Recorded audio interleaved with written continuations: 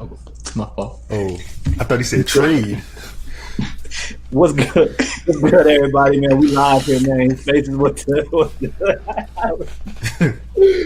squad, man. I got five. I got Chaz. I got Lito. Welcome in Spaces, brothers. How y'all doing, man? Maintaining, G. Maintaining. Always, you know what I'm saying? We bouncing back. We straight. What's up with y'all? It's all good, man. Every day above ground and going. Yes, sir. Yes, sir. Everybody. You tweeted the YouTube link, Chris? No. Nah. That's something we need to do. You know, our audience like to arrive late because I start late. So yeah. No, we just gave up all these black isms. I mean, of course they're gonna arrive late. Yeah. They go, like, oh, you know, it ain't one thing, it's enough. Like, whoa. Hey man, hey, that's hilarious, dog. I got an older black dude at my job that I see. He working in service, and I work in the internet department. I walk past him, and we just have like just black small talk that just don't make any sense. It's like, hey man, like, what's good, OG? Oh, you know, just keeping one foot in front of the other. And we had these conversations just every other day. Just ain't nothing else to really talk about. You know what I'm saying? Just waiting till Saturday. I mean, yeah, but we know like what we, you know, but right. So we are here to speak about. I know at the last time that we were all together, we were having a conversation about lineup pairings and, you know, what we thought would you know some of the more.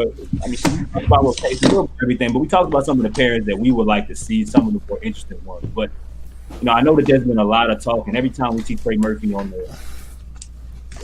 anytime I see Trey Murphy, it's a new workout video, right? Boy, putting in work.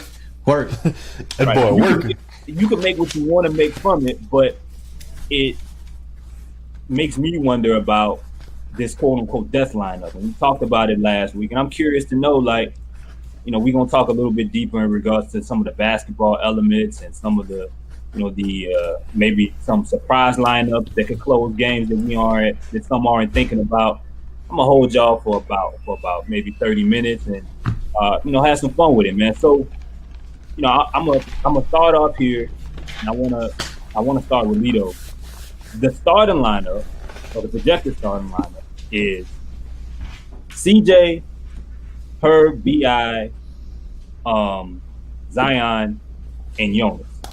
Right. But if you ask most people, and I can understand why, most people don't believe that's going to be the lineup more times than not that you will see closed games.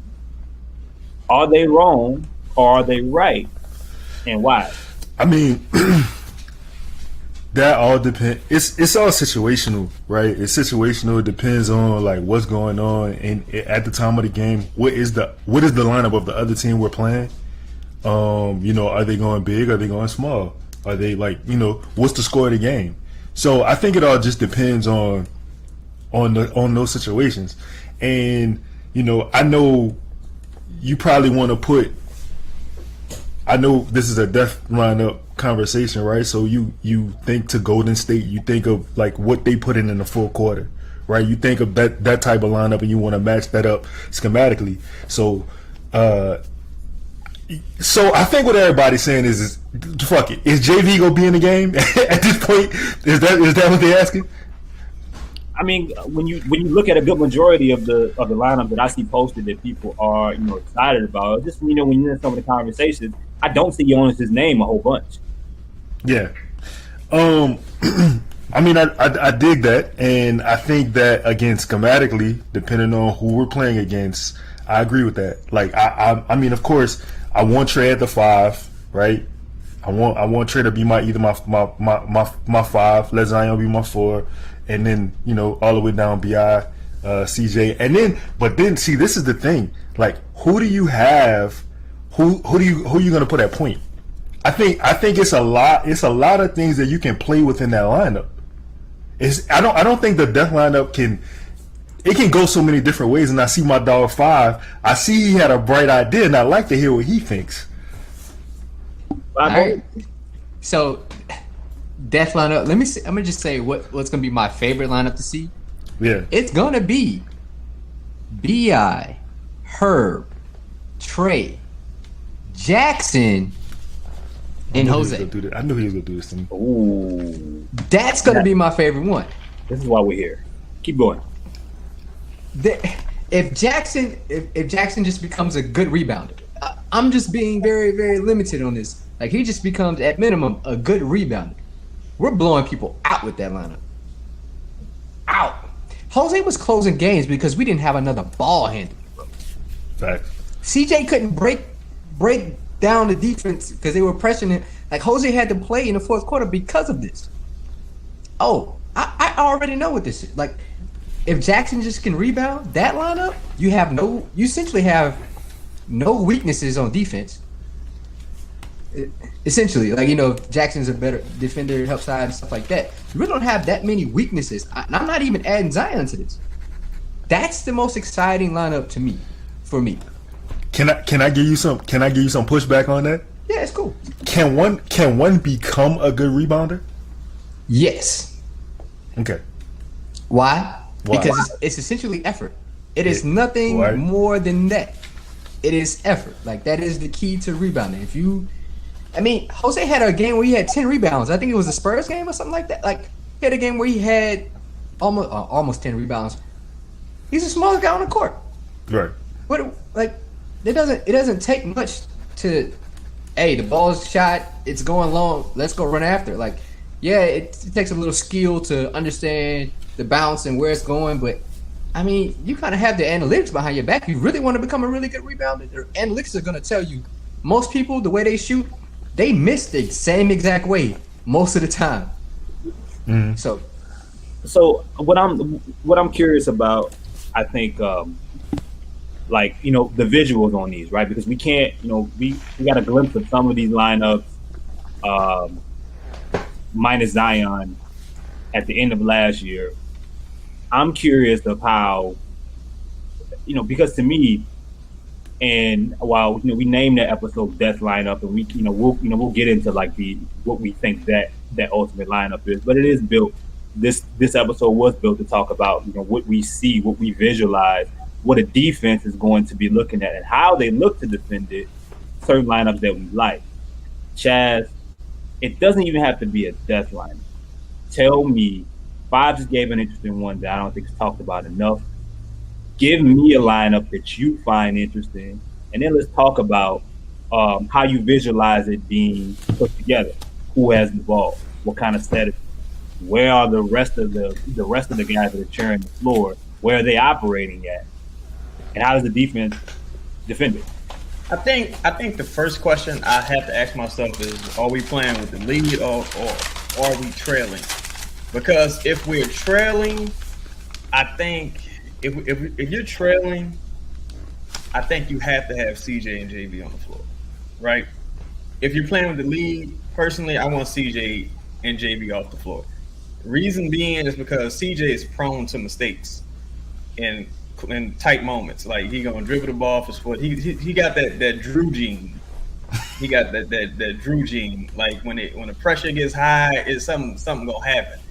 And with JV, we've seen JV close some games and have big rebounds and big putbacks and knock down big free throws.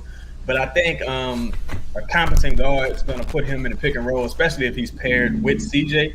I think if you're closing games with a lead, CJ and JB should never be on the floor at the same time. My ideal lineup is the starters replace CJ with Jose and put Trey at the 5. That's my ideal closing lineup. With again, if you're playing with the lead, I want the ball in Zion's hands, going downhill, kicking out to BI. Maybe they, your turn, my turn. But I think that's when you employ point Zion, when you just trying to put your foot on their neck and just kill them when you playing with the lead. BI, we have seen his playmaking. I think it depends on who's defending BI. If I want him initiating the offense, because it has to be somebody who BI can beat off the dribble. You know what I'm saying? If it's a guy who's going to stop BI, I think that's going to take away some of his playmaking. Jose, I just want Jose standing in the corner somewhere and being an irritant on defense. That's all I want Jose doing. Jose stand in the corner, knock down wide open jumpers. Jose is good at probing, getting into the paint, things of that nature. But in that lineup, you really only have one knockdown shooter in Trey. And if you're playing with a lead, it just leaves a lot more room for error versus trailing. So I personally would want Jose in the corner, Trey somewhat spraying the floor, and BI and Zion going downhill. So let me ask you something, Chaz. You mentioned in your from how you see it, CJ is prone to making big mistakes. Mm-hmm. But does it change your view or your perspective at all?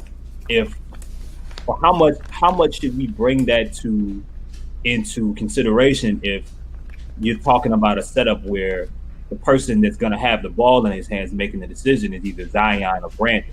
Like if you're putting CJ McCollum in a corner, you're putting him on a wing, and you're having him react versus having to create. That doesn't, because most of the mistakes that I remember CJ making is when CJ was trying to do too much. He was dribbling, but he was at the point of attack, right?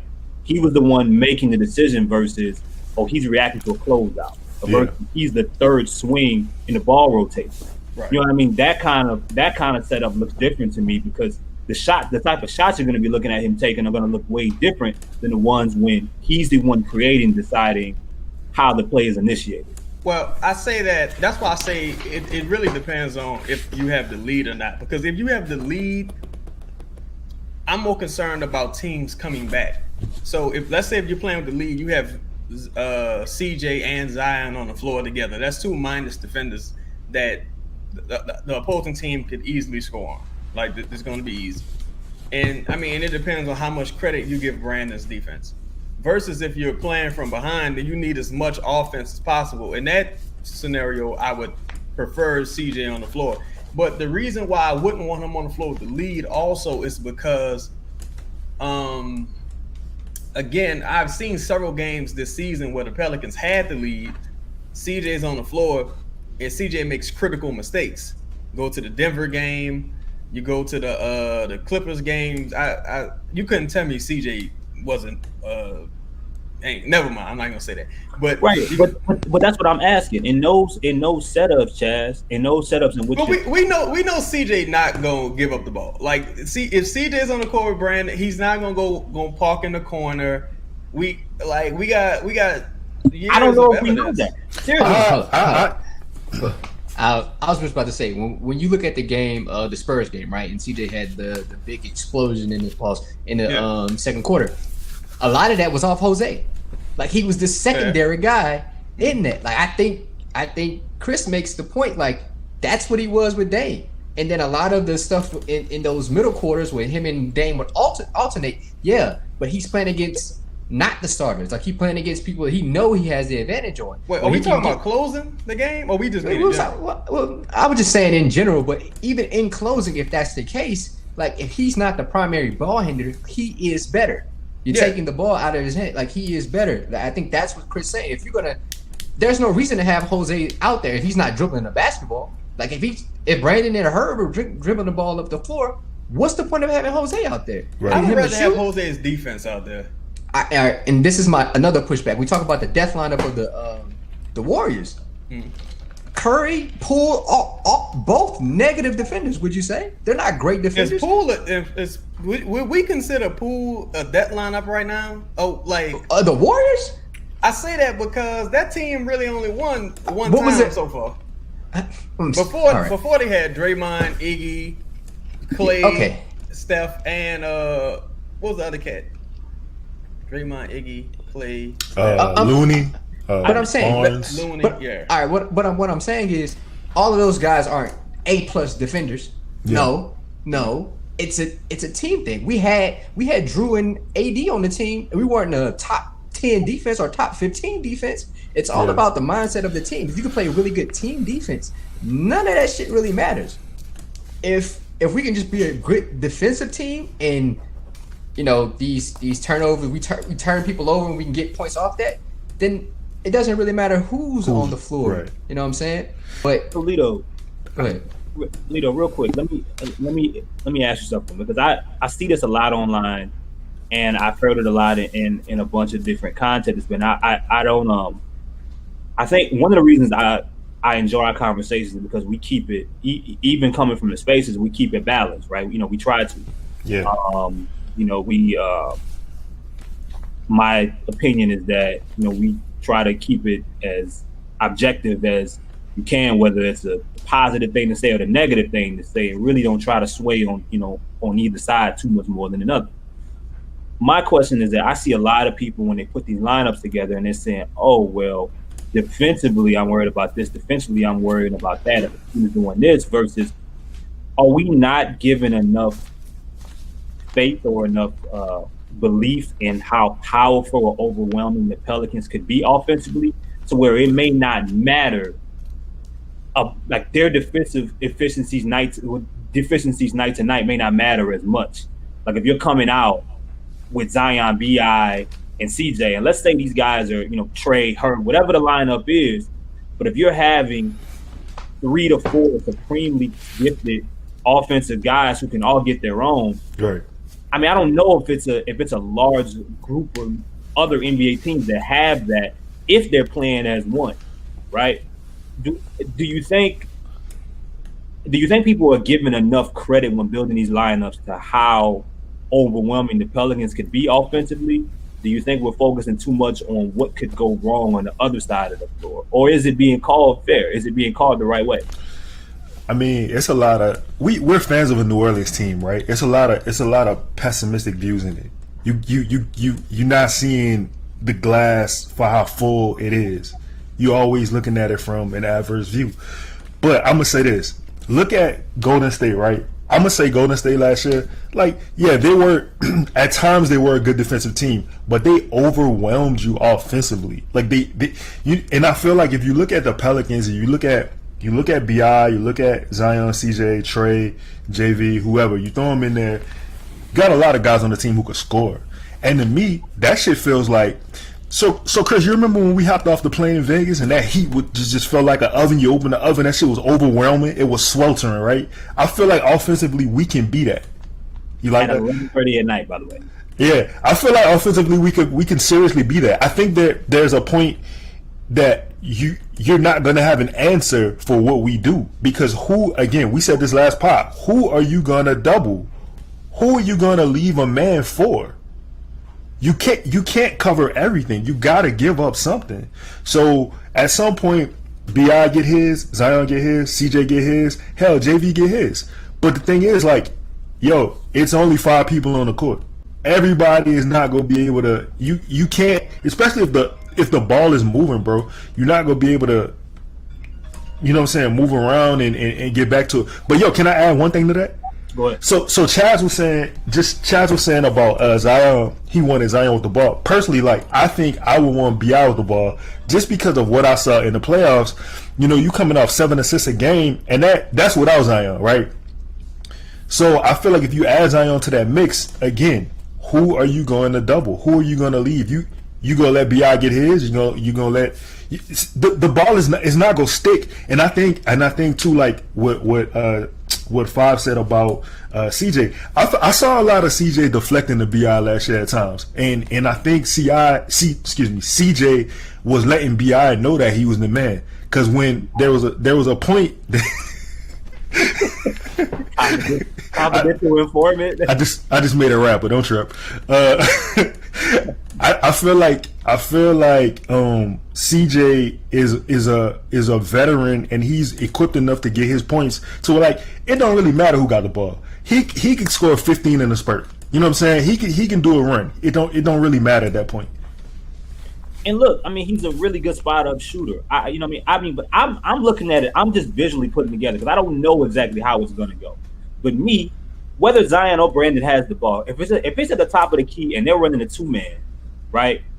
And you got, and I tweeted this, and you got CJ on one hash, one wing, you got Trey on another, and whether the fifth is Larry Nance or JV in a dunker spot, or whether they overload a side and have Herb, and Herb's closing, and he's either in the corner or he's cutting backside. Like, what Zion, how many pictures have we seen? No matter, even when JJ Redick was on the floor, where when Zion had the ball, everybody that was on the opposing team had their eyes and was motioning towards him. So who do you leave? You can. CJ is an exceptional spot up shooter. What do you do? Well, Jessica, official. But like what? I mean, that's how I'm looking at it. I think the question becomes, I guess, to Lito's point, I have to ask two things. It's a two-part question. One, how long do we think it takes for Brandon? Because Brandon seems to have the most difficulty adjusting to new talent on the floor. Yeah. How long do we think it takes for Brandon to adjust into that lineup? And to go back to the Warriors that lineup when it was like Harrison Barnes was the other guy. That's who it was. Yeah. So when you go back to the Harrison Barnes lineup, the only reason I say mainly with CJ not one CJ on the floor in a leading position also is because you look at those other lineups, you have players that give you other things aside from scoring, right? I said this before, I really don't know what CJ does aside from score at this point. I'm not even really that fucking sure what Zion does aside from score at this point right now, right? But so I'm just like, I think I want people with as many like intangibles on the floor as possible, like motherfucker who gonna dive on the floor for the ball, a guy who's gonna draw a tech on the other team. You know, there's people who do other things, like do the grunt work, because I got 2 or 3 scorers on the floor at any given time. Well, 2 or 3 people who can score on the floor at any given time. My bad, Five. My bad. You sure? I think my point of this is, can we intellectually grow on the basketball floor? And I mean that especially like defensively and like, yeah, the other team's making a run. Cool. How do we get a stop? Like, that's going to tell me who we are. Like, yeah, we can score in bunches, but the other side of it, like, you ain't got to be a great defender to stop somebody. Like, it ain't rocket science to stop somebody on the basketball floor. Yeah, okay, there's the KDs, the Kyries, the LeBrons, the Lukas. That's them, yeah. But everybody else, you know, at some point can be, you know, put on ice for a second. We just gotta be smart about it. Like, we've been bottom 3 in 3-point percentage, like guarding the 3. And for like the last 3 years, at some point, are we going to get better at that? Like, what's the goal of our defense? Are we pushing people to the rack? Are we trying to force them to shoot pull-ups? Like, what's the purpose? And I think we don't know that collectively as a team. I agree. I agree with that. And Chaz, like, that's a great question, bro. Honestly, because if you look at the Warriors team, right? You had Gary Payton on the floor. You got a guy who the purpose of that lineup to me is like switchability all throughout, offense and defense, right?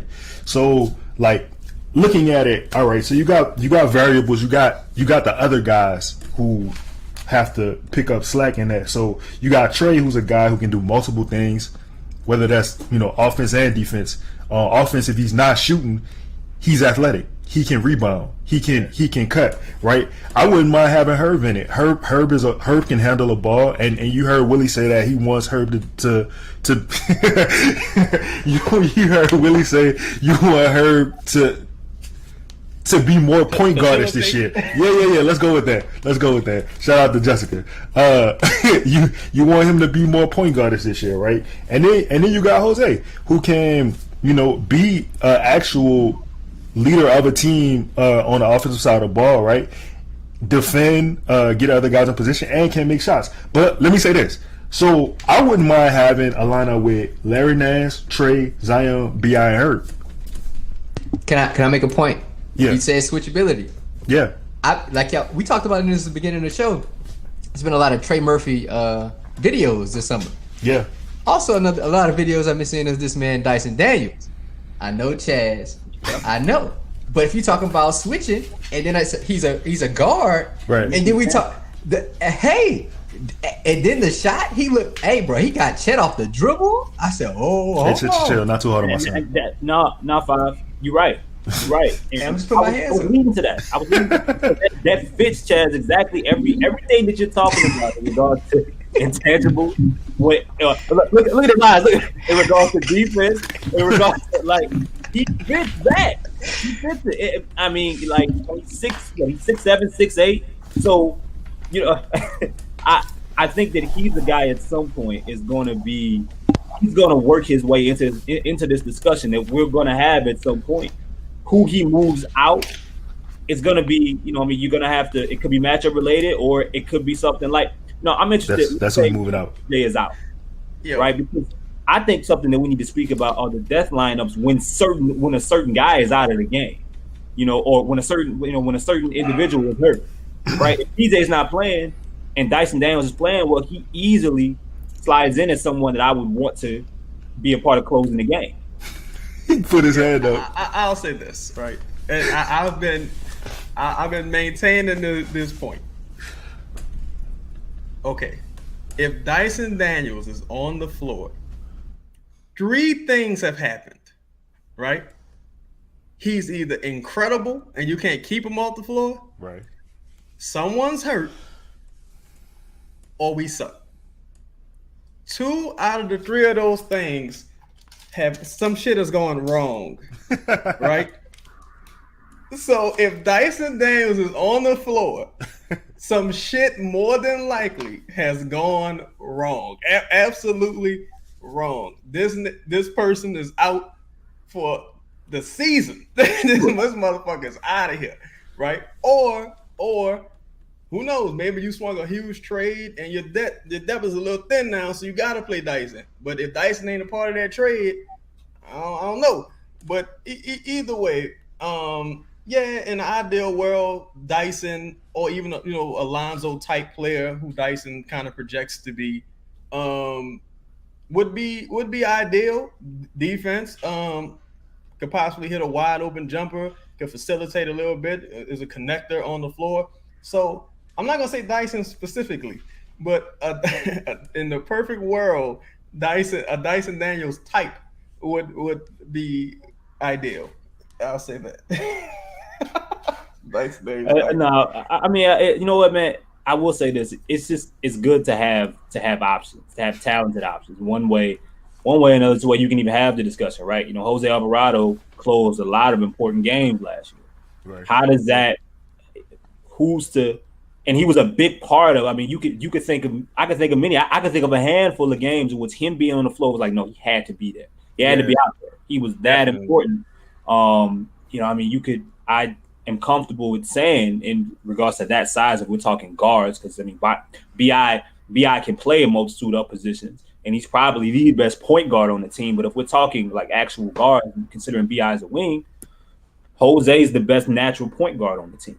That matters. Like, what if the team is unorganized, and we saw it all throughout the year. Once Jose got going, when the team was unorganized, outside of Brandon, the person 9 times out of 10 that would put things together and kind of calm everyone down, it would be Jose. Right. And, you know, I mean, you know, I know that Phoenix series, him having to fight through those screens and some of those games that Chris Paul had, you know, was tough. And but Jose answered. And he made plays on both sides of the floor throughout. I do wonder how that will look in certain matchups as things go along, because Jose's not a guy that you can really – I don't think you can count him out in these type of setups. He's not a guy I don't think you can tell. No, he's naturally a pest.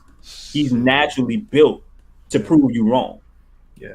I think it would be real difficult to justify not having – because how many 20-point leads have we seen the Pelicans blow over the years? You finally get a guy who understands time and basketball, circumstance, and things of that nature. And we know, I mean, the coaching staff is coming back pretty much the same. So we really counting on internal growth. And these motherfuckers, a lot of these players are veterans. So it's like, if y'all ain't get it by now, you kind of want somebody who naturally understands what's happening on the floor. Like, you know what I'm saying? Oh, how many timeouts we got? Oh, I need the foul right here. Oh, this is happening. Like, you know. Can I get the inbound? Can I get the ball in with he has 5 fouls? How does that happen? That's what I really want to know. How does the intellectual growth process happen? Is it just older players, or is it on the coaching staff? Is it on the front office, or just on the player themselves? What? Yeah, go ahead. Well, if I let me ask you, like, you think my thought, and I don't know if it's a fact necessarily, but my thought is like sometimes the IQ collectively change when winning is is involved. You got guys that are doing less for self and they're doing more for team, right? So I would just disagree. Okay. I'm not saying that changes someone who just has a low basketball IQ, but I'm saying that it helps a guy. Like, I'm not gonna throw anyone under the bus, but it helps the individual that maybe is normally equipped to go for highlights in certain situations, and instead of him going for a highlight off of a pick and roll, he'll stop and he'll make the correct pass to the corner on a certain play. I'm not saying it fixes them, it cures them, but I'm saying that I'm asking if you think winning helps certain individuals. The only thing I can say is playing more helps certain individuals. You can literally say that by playing meaningful basketball, let's just say that. In a sense, you would say winning gets you in a place where you're playing meaningful basketball. Right. The more meaningful basketball game you play, the better you have to think, and the more times you're in that situation, the more times you know what you're supposed to do, rather than these 20-point wins or 20-point losses that we would have to deal with. It's the 5-point games, those hard games to win. Those are the games that you learn from, right? Learn basketball. Not to think if you played more, you would know more, and you would know more by playing in these meaningful games, and we just haven't yet, and hopefully we continue to do based off of what we did last year. And you build trust, right? You build trust. You build chemistry. I think that matters. Some people are just smart, no matter who they play with. I watched Larry Nance the first game, even if it didn't jump off the box score. There was just little things that he did, not knowing who he was playing with, knowing that okay, I gotta get the ball up the court here, off the rebound. Yep. I gotta set the screen. I gotta make sure that the ball. I have to redirect these people that I just met in certain areas defensively. The communication. Some of those things are just in you. Yep. But I do. That was a really good question. It probably deserved its own spotlight. I want to close with Trey, guys, and Lito. I want to start with you. Yeah. We've seen enough videos and highlights and workout NBA summer workout footage to know not to buy into it too much. But I want to know what you think about what you've seen from Jose and Trey in some of these videos. What do you take from it? And does any of it change what you're interested in looking at or looking for from them once the season starts? Well, first things first. Yeah, like you can't take summer videos to heart, but I'm gonna tell you this: I didn't need these videos from Trey in order to believe. I believed already. I believed in his. Once he started getting confidence in himself. I mean, the talent is there; you could see it. But once he started to believe at the end of the last season in the playoffs, going into the playoffs or whatever, like I mean, looking at him looking at him playing against other NBA guys, man, I'm telling you, man, sky's the limit, bro. I don't even know if there's like a cliche I could put there like that Mr. Kenny son. He good. He gonna be good, man. I really think that the defensively he's gonna take a step. Offensively, like I know people were saying they just wanted him to work on like spotting up and with a catch and shoot and shit. But nah, man, I want him to work on all of that because there's gonna be some points in the game where I'm saying, he might be the primary scorer on the floor, right? Like who knows what the lineup is, but it'll be some points where I want Trey to continue to test that line, bro. Be a line stepper, like test all areas of the game. I want him habitual line stepper. Habitual, please be a habitual line stepper. I definitely y'all can hear me? Yeah, we can hear you. Oh, Lala said she can't hear me. You could. I mean, I don't know if you could bring the mic a little bit closer to you, but that. I think it's like you coming in on the left side, but not the right side. Oh, my fault. This better? Oh, yeah. Nah, so So I definitely I think that I think Trey's gonna be special, man. Trey's gonna be special. Jose same. I mean, hell, like I saw Jose on a Puerto Rican national team like taking the big shots. I saw Jose taking the shots that like the best player on that team is supposed to take, and he was not scared to do it. You know what I'm saying? And then if you accompany that with his defense, again, I think Jose is a guy like Chris said. He cannot be counted out. You can't count him out. I think he's gonna grow. I don't think he's gonna be a superstar. Don't get me wrong, but I do think like as far as I hate this word, as far as linear growth, as far as like progression, as far as just being a guy who like he's there for the moment, bro. He got the dog. It's the dog effect, bro. Jose has got the intangibles that you cannot count. It's the things that you can't put a finger on. Like Chris, you were saying. I think these two guys in general. Jose is a guy. You know, you play somebody at a gym, like you play with them, and you they get in the game or whatever, and you can just tell it's certain chill. It's certain things that they do. It's certain things that they do. You can be like, yo, he can hoop. I can see it. Yeah. You know what I'm saying? And I think those two guys just have it. So Okay. Chaz, when you watch these videos, right, you know, a lot of times, and one of the things I learned, especially during this offseason, is that there are a bunch of guys that work on things, right, to better their game, and others work on preparing themselves for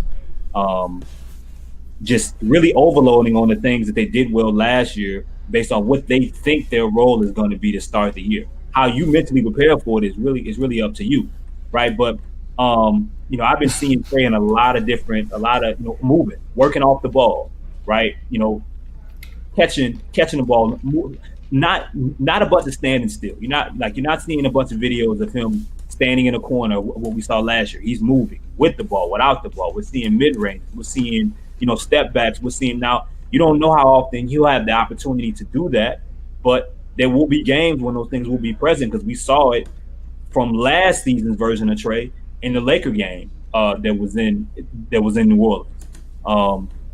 Chaz, for you, when you watch these things, we probably got about 5 more minutes before we get out of here. I know 5 got to go. When you look at these videos, how much do you take from them? Because it's a balance of what this individual is working on, in some cases in an empty gym, versus what they will be asked to do when they're around their teammates when the season starts.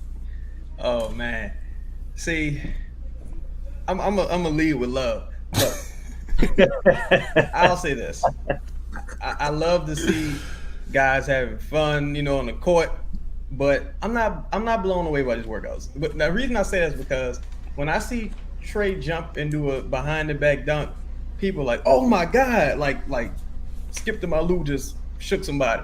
I'm like, dog, he's 6'10". Like, my mind isn't blown by that. I think he's going to be a great player. I just want Trey to focus on the 3 S's: sprints, shooting, and strength.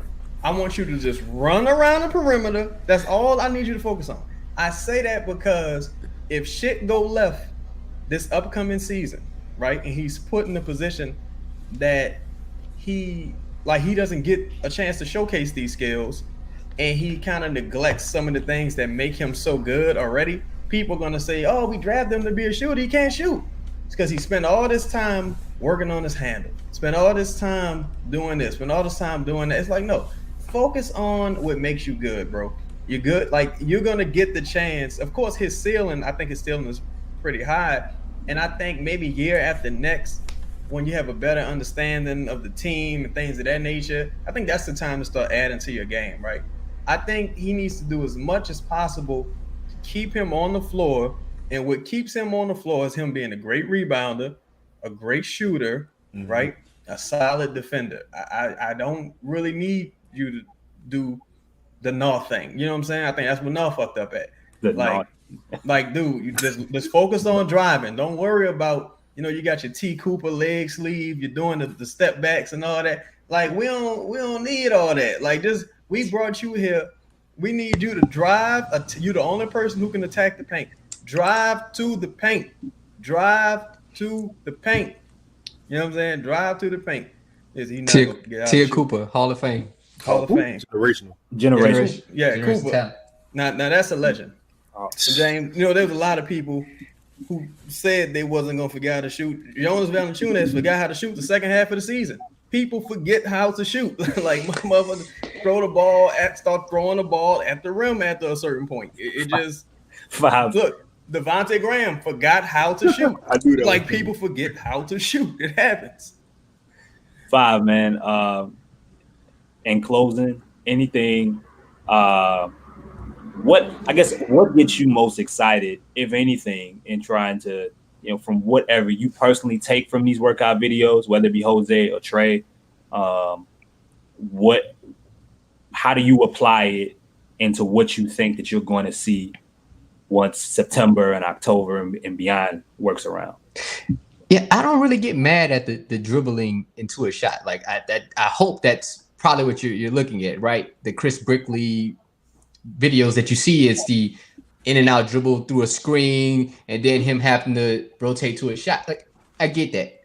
Hence, if you just break that off, he won't be the primary ball handler. Like he won't probably get a screen at all this season to do that. But what will happen if he knocks down a couple of those catch and shoots? What will happen? He will have to give that pump, and it will have to be that same exact move that he's been practicing this whole summer. Now, it may not look like that from these videos, but he has to have a counter because that's what happened. Because that preseason, he looked amazing, right? And then that first game of the season, all hell broke loose because they already knew what he wanted to do. Yep. So he had to find a counter. This is his counter. This was his time to work on said counter. So beginning of this season, he won't have to worry about that. I don't think he's going to get into this. Like shooters go through slumps. Like that shit happens. Like just like baseball, hitters go through slumps. It's going to happen. But if he can just be consistent in what he does, yeah, I don't want to see him doing, in and out dribbles and trying to break. Cool. But I don't think he does that anyway. I think he's been progressively getting better at what he needs to work on. They know he's going to be a shooter, but he also needs to have that secondary action to get a shot off. And I think he's done that. I think he's well prepared. You got to work on it. Yeah. You got to at least be able to do it. Yeah. And some of these guys just love hooping, man. They just love basketball. I mean, it's what we would go F5. Now I was going to say, in 15 years, 10 to 15 years, Trey Murphy III, we got to have a conversation about that. He's going to be in the Players Association. Like he's going to be either assistant president or whatever, vice president or whatever. Like he's going to be in that role. Like you can see it. You can see the navigation towards that, talking to CJ. He's working out with Chris Brickley. He was working out at the NBA PA place. Like, yeah, you can see the migration. Like he's going to have a hell of a career. Shooting is just the start of it. Yep. All right. A bunch of good points, man. Look, man, I appreciate y'all making time on y'all Tuesday evening. I'm gonna let y'all get out of here. Alito, I'm gonna start with you, man. Tell everybody where to follow you at and what you have upcoming. Then we'll go to 5 and we'll go to Chaz and close out. Man, I'm on Twitter, Lito, LITO _THEGAWD.